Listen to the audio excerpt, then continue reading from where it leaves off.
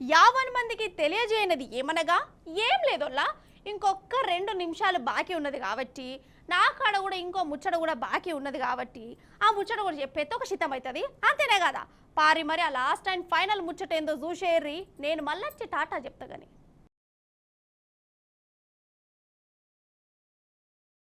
ఇక అన్నిట్ల సమానం మేము అనుకుండ్రు ఏమో ఆడోళ్ళు మొగోళ్ళు దేంట్లో తక్కువేమీ కాదు అన్నిట్లో కూడా ఎక్కువనే అన్నట్లే ఉన్నది ఈడ నిజముల్లా నమ్ముతలేరా ఇప్పుడు అందరు కూడా గట్లనే ఉన్నారు అబ్బబ్బబ్బా ఈ ముగ్గురు వీరవనితలు మామూలు కాదు గీలు ఇయ్యరబైర దాగి చల్ మాకు మేమే తోపలం అనుకుంటే రోడ్డు మీద అరుసుడు శేషుడు అచ్చిపోయే బండ్లను పోనీయకపోవుడు ఇక బాగా తాగినాక మత్తేం చేపిస్తుందో తెలియదు కాబట్టి మత్తులో ఏవేవో చేస్తుంది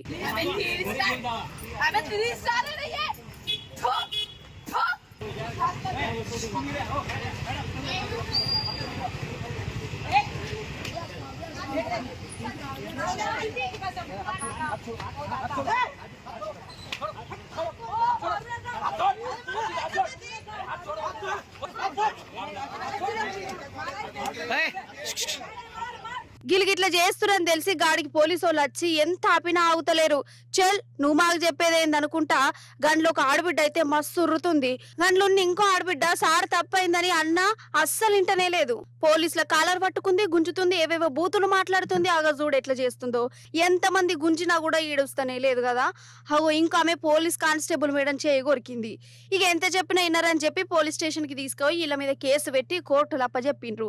ఏందో ఏమో తాగిన తర్వాత సప్పుడు దాకా ఊకుంటే అయిపోయేదానికి ఇప్పుడు కోర్టు చుట్టుముట్టు తిరిగేటట్టు వచ్చింది ఏందో ఈ కర్మ ఇదంతా మహారాష్ట్రలో జరిగిందిలా